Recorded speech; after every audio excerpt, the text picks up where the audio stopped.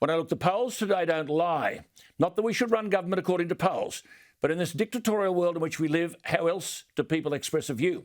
Scott Morrison has suffered a 10-point slide in his approval rating. Labor, who've virtually been invisible, are ahead 51 to 49. But in Victoria, they're ahead, Labor 53 to 47. In South Australia, Labor 54, the Coalition 46. In WA, Labor 53, Coalition 47.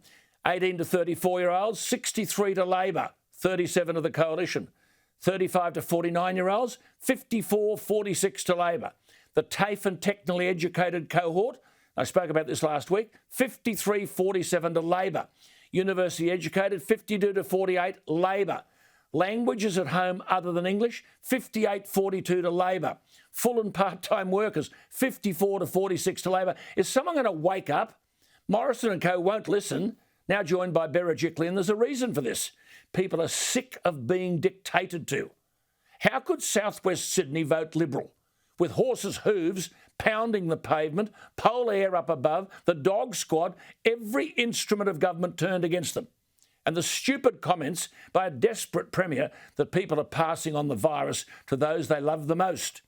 A study by scientists from the RAND Corporation and the University of Southern California, titled, quote, "The Impact of the COVID-19 Pandemic and Policy Responses on Excess Mortality." Now, excess mortality is a term used in epidemiology that refers to the number of deaths from all causes during a crisis, including those attributable to the crisis conditions, that is, locking people up.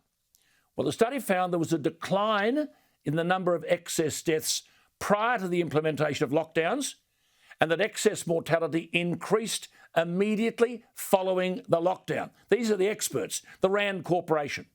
There are long-term costs, such as loss of happiness due to loneliness, crowded out healthcare, this ridiculous preoccupation with coronavirus due to the exclusion of all other illnesses, the long-term costs to our children and our university students in disrupting their education, the economic loss from smashing business, whole sectors damaged, which of course will depress our spending later on everything, from education, hospitals and infrastructure for years to come. I repeat, excess mortalities from lockdown.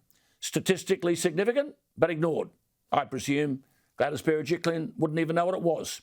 Well, the public are fed up, but so too is the Liberal Party and its membership. One such person is a very bright young man, Alex Baird, who remembers that it was only May 25 this year, only 7 weeks ago, that Gladys Berejiklian said, quote, "I fear for Victoria and I worry about what their government may do.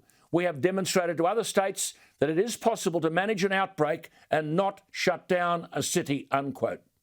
That is called hubris, excessive pride and defiance of the gods. Well, this young man's created a website, Liberals for Ending Lockdowns. And it says, quote, "This petition is a call to action from Liberal supporters against the New South Wales government's disproportionate COVID-19 response and its measures." It says, "We propose that we must learn to live with the virus and increase vaccination capacities." The website is livewiththevirus.com.au. Livewiththevirus.com.au. Sign up. The smart young man, Alex Baird, joins me. Alex, thank you for your time. What's the motivation for this?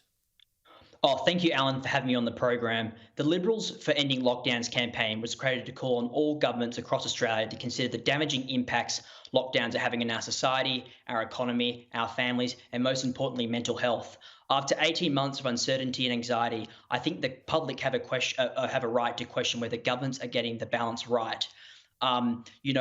These lockdowns are impacting real people. Even just down the road from me, a local pizza store said he's going to close down next month because he just can't afford to keep going on with lockdowns. So I think this could have been prevented if the government would have had a better vaccination process. This is why our petition is calling on the federal government to increase vaccination supply and provide greater accessibility for all age groups. Well, now, she set the standard for herself, so she's hoisted her own petard, isn't she? I fear for Victoria and I worry about what their government may do. We have demonstrated to other states it's possible to manage an outbreak and not shut down a city. You said, as part of the website, lockdowns are making Australians less healthy, less wealthy and less free.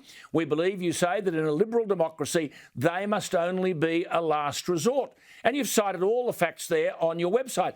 But see, the problem with these people, Alex, they're not listening to you, to me, or anybody. They seem to know everything, don't they? Yeah, that's completely correct. But look, we have to respect the health advice from the government. But look, I really do think if Scott Morrison did have a better vaccination rollout, we wouldn't be in this mess. I think you look at the UK and you look at the US and how quickly they've managed to roll out their vaccination process. You can go to the local pharmacy, you can go to a football stadium and get a vaccination. But here, even to get the AstraZeneca vaccine, you have to get a GP consult if you want to get it in that age group. But obviously, most young people are wanting the Pfizer vaccine. See, I mean, I must commend you because this young man is very bright. Yep. He's made the case that suicide in 2020 that was 22 times more than before COVID.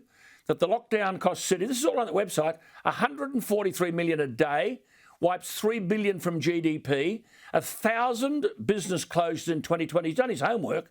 So he makes the point that since the beginning of 2020, New South Wales has recorded 1,200 suicides, 22 times more than before COVID. And Alex, we must end by saying you make a point quite clearly at the end, don't you, in the disclaimer. You are urging people to follow. You're not asking people to break the laws. You're asking people to follow government advice. Just amplify that before you go.